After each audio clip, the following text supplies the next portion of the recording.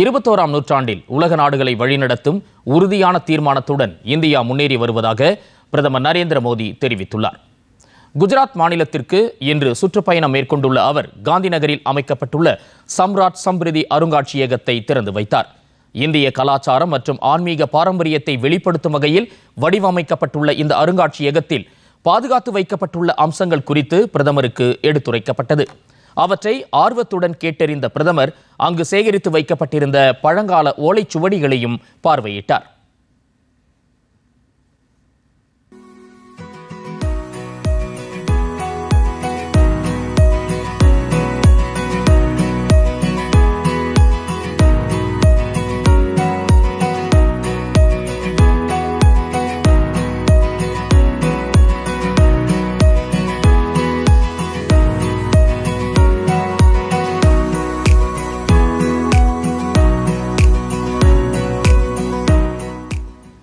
தொடர்ந்து அங்கு ஏற்பாடு செய்யப்பட்டிருந்த நிகழ்ச்சியில் உரையாற்றிய பிரதமர் நரேந்திர மோடி, பல மன்னர்கள் ஆயுதங்களையும் தங்கள் பலத்தையும் பயன்படுத்திய காலகட்டத்தில் சம்ராட் சம்ரிதி உண்மை, அகிம்சை ஆகியவற்றை ஆயுதமாக பயன்படுத்தியதை நினைவு கூர்ந்தார்.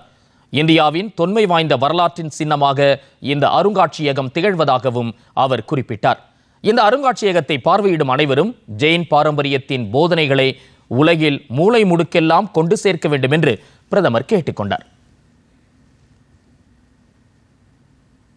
साथियों, आज दुनिया में जिस तरह के हालात हैं, जिस तरह विश्व अस्थिरता और अशांति की आग में झुलस रहा है, इस म्यूजियम की विरासत, इसका संदेश केवल भारत ही नहीं बल्कि पूरी मानवता के लिए बहुत अहम है. हमारा प्रयास होना चाहिए दुनिया के देशों से यहां आने वाले जिज्ञासु, स्टूडेंट्स और रिसर्चर्स की संख्या और बढ़े. जो लोग यहां आए वो भारत की जैन धर्म की शिक्षाओं को विश्व के कोने कोने में पहुंच. பின்னர் அகமதாபாத்தில் நடைபெற்ற நிகழ்ச்சியில் பங்கேற்று உரையாற்றிய பிரதமர் நரேந்திர மோடி பல்வேறு துறைகளில் இந்தியா தற்போது வேகமாக முன்னேறி வருவதாக கூறினார். 21ஆம் நூற்றாண்டில் உலகிற்கு வழிநடத்தும் நாடாக இந்தியா மாறி வருவதாகவும் அவர் தெரிவித்தார்.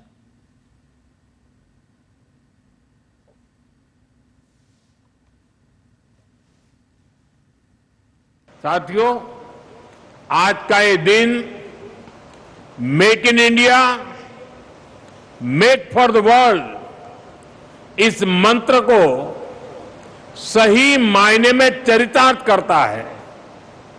इस प्रोजेक्ट में प्रोडक्शन शुरू होने से भारत ग्लोबल मार्केट में एक भरोसेमंद सेमीकंडक्टर सप्लाई के रूप में अपना रोल और सशक्त कर रहा है. இந்த நிகழ்ச்சியில் மத்திய அமைச்சர் அஸ்வினி வைஷ்ணவ், குஜராத் முதலமைச்சர் உள்ளிட்டோர் பங்கேற்றனர்.